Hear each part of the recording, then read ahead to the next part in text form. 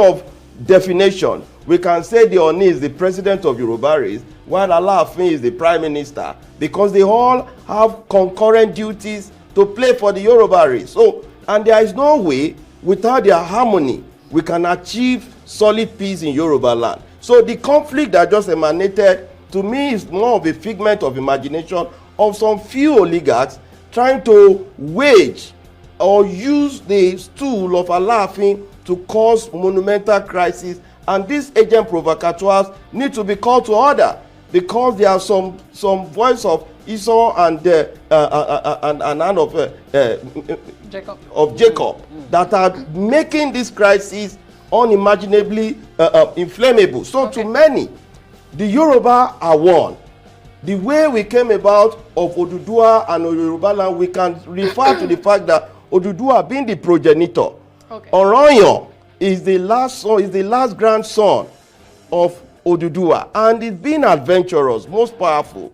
He had the stake of being of able to found Benin and Alaafin of Oyo and Oyo town, and having found that, he came back. When he came to Ife, he vacated Alaimore and become the Ooni of Ife, and he lasted there, and that is where his grave is today. Well, we have to look at. Do you get? History is pretty much like clear. So the bottom line is that in the scheme of things and civilization in Africa, Yorubas were among the recognized sort of like ethnic nationalities who had an organized society, a leadership system that actually worked. You get what I mean? Like by the time they came. So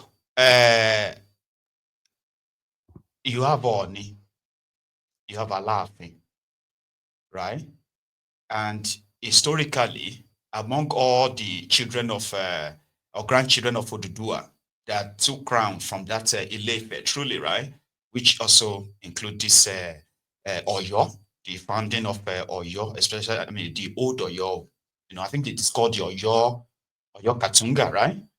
Before the Fulani invaded and moved them to the current land that is now called Oyo, and the expansion. So historically, when Oyo Empire at the time, as massive as it was, so that gave, as it was, it gave the throne of Alaafin, which was pretty much like the prime minister in that sense, right? The throne of Alaafin, that powerful horror, and more or less like the protector of the kingdom that is just created. Well, in all of it, as wide as far as the Oyo kingdom stretched back then to as far as Dahomey, right? It is true. They had to kind of give this autonomy to Ife as the source. While everybody is paying taxes to Oyo, Ife didn't. So, which means Ife as the source, Oyo as the, what do you call it? Like the real defense. In this day and time, it would have made so much sense if Ooni and Alaafin are not political products. Like they are actually true representatives of the Yorubas. So it wouldn't have even led to anything like this. And guess what? If it was in the olden days, the two of them, yeah, from the Ooni's area, the two of them would probably have collaborated, right, in building a formidable sort of defense team for Yorubaland, even politically too. But now, Nigeria happened, and here we are. There's a caller on the line. I'll take that before I play the next clip, right? Here, are you there? Hello. Mayekun General, good morning. Oh, the African Wahala. Prince Adewale, how are you, brother? I am doing very well. Fantastic. So what about you? Well, I'm trying to be all right. Thanks so much for asking, man. Yes, sir. Yeah, I have to quickly jump in just to enrich and contribute to the show. Right. Thank you. Yes, sir. As far as this Yoruba lineage Yoruba kingship and rulership. I'll be honest, personally, I have no respect for the individuals that are occupying those positions and that have been occupying those positions in the last 30 to 40 years. I have zero respect for them, zero. And to be honest, the amount of respect that I don't have for them might even grow into not having respect for those seats entirely. The thrones. Because if you are the king of people, you are one of their leaders, but you are also part of the people contributing to their suffering and hopelessness. And I can get into the details. Please. I can't respect you for that. The Ooni, the Alaafin, current and previous, they've always enjoyed the benefit of this Nigerian society. They've always enjoyed their relationships with the politicians. The politicians give them money. And these politicians are corrupt thieves. These are people that have contributed to the detriment of Yoruba people. Yes, Nigeria happened. Nigeria destroyed the ability of a Yoruba nation from having a characteristic that would be beneficial to the people. I mean, we all know what Yoruba nation looks like today. Well, the southwest part of Nigeria. It's poverty-stricken. 75% of our people don't have water, they don't have electricity, they don't have education, they don't have access to good medical facilities. We have access to nothing because of Nigeria. So if these traditional rulers, not just these so-called first-class kings, Ooni, Alaafin, even the lower class kings, all these Obas, all these Olowu, all these Awizale, all these guys, they are all collecting money from APC criminals, PDP criminals. When it's time for elections, APC, PDP terrorists, animals will give them millions of naira. And then these Alaafins, all these kings, they will tell their so-called subjects, we, the victims, they will tell us that, oh, you have to vote for PDP. You have to vote for APC. You have to vote for this political party. Who benefits from that relationship? It's not us that benefits. It's the kings that benefit and the politicians while we continue to suffer. So I have no respect for them. Do they want to continue ruling over poor people? If that's what they want, many of us that are now enlightened. Of ceremonial artists, are they ruling anyone at all? Because most of the time, if they are not selling, they are not ruling. They are doing what you just said now. You know that if they are not selling people's lands, they are doing what you just said. So are they ruling? Who gave them the land? Really ruling? Who even gave them the rights to that land? Because of the fake titles that they have. We are the ones giving them the power. We the victims. Well, not me, but a lot of people that are still stuck in the victimhood, they give them the power. They tell themselves that, oh, our Oba is the one that owns Oba no Lele. The Oba he owns the land. Don't talk to our Oba like that. Meanwhile, we are poverty stricken. Make that make sense. I'm not going to accept that. I'm not going to accept being a slave. We're already slaves to politicians. We're already slaves to Nigeria. Why would I be a slave to another poor Oba?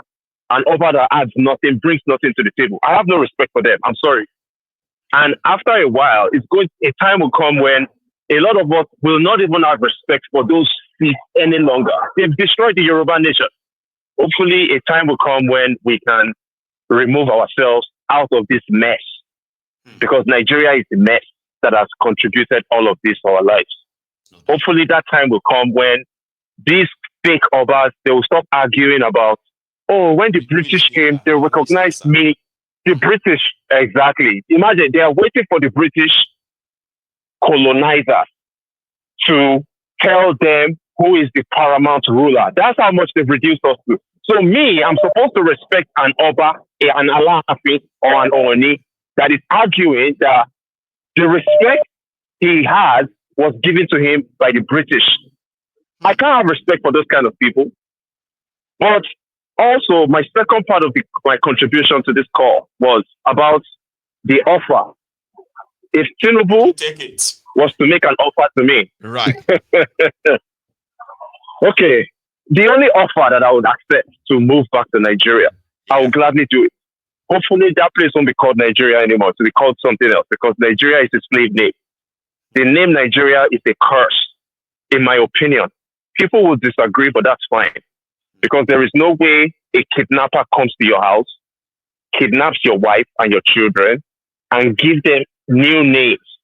And then when you eventually rescue them from the kidnapper, you maintain that name that the kidnappers gave them. Are you going to keep on calling your children the names that kidnappers gave them? That's what Nigeria is. Nobody named us Nigeria. Random people from random places came and gave us that name. The name has no meaning in any one of our languages. The name is a curse.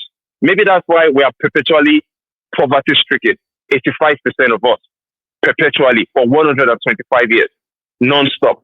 But if I was to get an offer to move back to Nigeria right now, the only offer that I would accept is if the heads of the military, the heads of the police, all the top politicians in the last 40 years, dead or alive, if they can all end up in prison, including the heads of the judiciary, if they can all be sent to prison, the retired past politician Ibrahim Babangida, Obasanjo, Abdul Salam, if they can all be in handcuffs and thrown behind bars in Kirikiri, if Tinubu and all the APC gang members can all end up in Kirikiri, and PDP, and LP, and ADC, if all of them can be behind bars in Kirikiri, that's the only time I can take that offer. Just say you and that's my contribution. Just say you will never go back.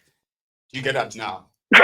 That's much easier. You say, I will never go back under no circumstance. Because that is never going to happen. You know it. Yeah, it's unfortunate, right? And, there is a part of those who are actually watching us right now. There's a part of them in Nigeria that I have met people who have invested, hoping, right, that maybe, maybe things will get better later. And right now, they are just stuck in that loop. They are just postponing and postponing and postponing, getting their own mental health kind of like worsening every year. So those kind of people, right, those I'm trying to say, would you still go, by the way? But it's obvious that there is the same reason that kept them away is still very much there, or even worse, So Africa Wahala. Getting worse, actually. Let us proceed. Thank you. Thank you so much for this, okay? You have a very good one, Baba. Now that's the African Wahala, ladies and gentlemen.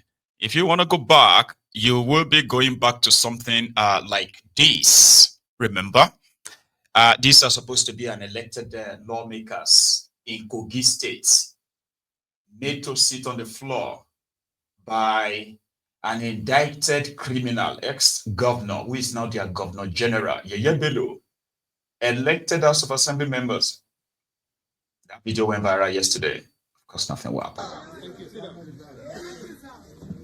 So, you are going in there now. Go and cooperate with the Speaker, other members of the House of Assembly of Kogi State, and be part of those that will support Governor Ahmed Usman Ododo. Are you getting my point? In everything that comes to the Assembly, everything. Even if you don't understand.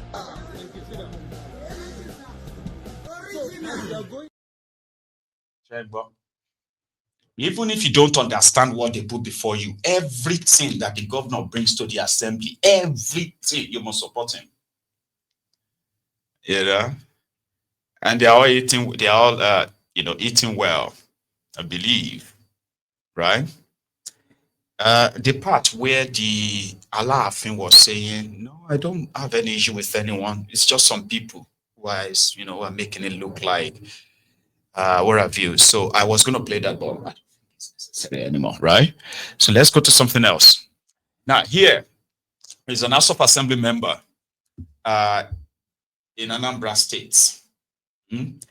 It was the guy who, whose issue was being debated in the Anambra State House of Assembly 3 days ago. Yeah, 3 days ago. So they said it went on Facebook. And instead of him to be a lawmaker, he's acting like an activist. There is, according to him, an oil exploration going on in his constituency in Anambra. I'll give you the name, or he's going to give you the name. And this oil exploration, despite its environmental kind of like danger and all that, they are doing everything there and they've ignored the locals. So he decided to bring it to the limelight, only to discover that Soludo is actually involved. So right now he's accusing the governor of interfering in the affairs of the State House of Assembly, pushing to get him suspended or even dismissed because of his expose. Do you want to see it? Here. The host community.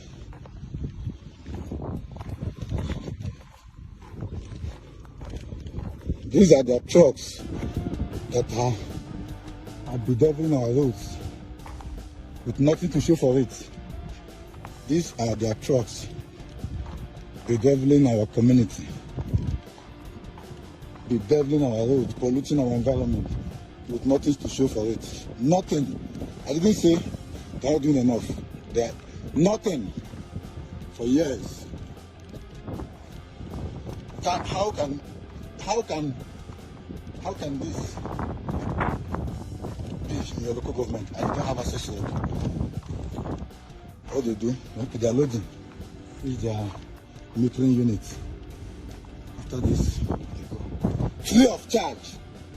I don't know who they are paying their corporate social responsibilities. But they have zero impact. Cutting wooden gas. They have been invited by Anambra State House of Assembly severally. They ignored the invitation and nothing happened because that is how weak the assembly is. They don't have powers to do anything. You see? You see? You see? You see? These are the problems our roads are having. These are one of the reasons why we don't have good roads. When I say our roads are dilapidated, I mean it. Then the governor has made it worse, especially when he left us with that single road. So we are showing it to the people of the world to know if this is fair to this community. This is a border community between Anambra State and Enugu State. This is the last community. After here it will be Adan. Adan is in Enugu State. Right?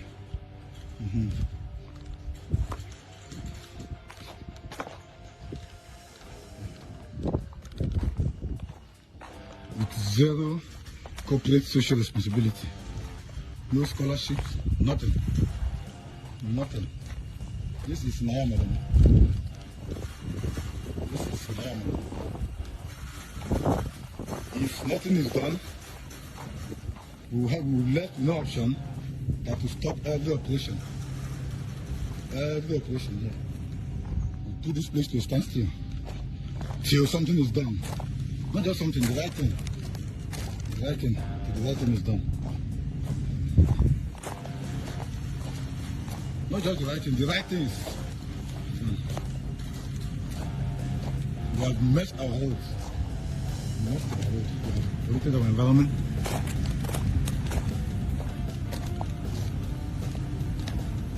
We are degrading our soil. What is going on in Ayamelon? The poor Ayamelon has the biggest oil deposit in oil and gas, or the biggest gas deposit in the whole of Southeast, if not Nigeria. You can Google it.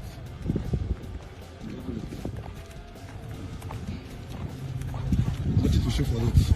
So if it is okay for something like this to be going on with nothing for the community. No corporate social responsibility. In the Nigerian Petroleum Act, there are provisions for what facilities like this or companies like this should do for their host community. It's unfortunate. Who's that? Who's that? Hello? Good afternoon. Good afternoon. You said you wanted to do one? We are surprised seeing the crowd here. Yes. You shouldn't be surprised. This is the beginning. Alright? I would never have experienced such a thing. You have never, right? Yes. You have never experienced such a thing. Yes. Thank We you. didn't get any approval. No, it's no approval. No approval for who? For my fatherland. Admit. My fatherland, I need to get approval. Understand. Understand what? This is fact. Yeah, listen, let me talk to you. I am Honorable Bernard Udemezu, That's not that. I know you. the status member representing this I constituency. know you. I know you. And we are here as the youth of Ayamelum to know why this company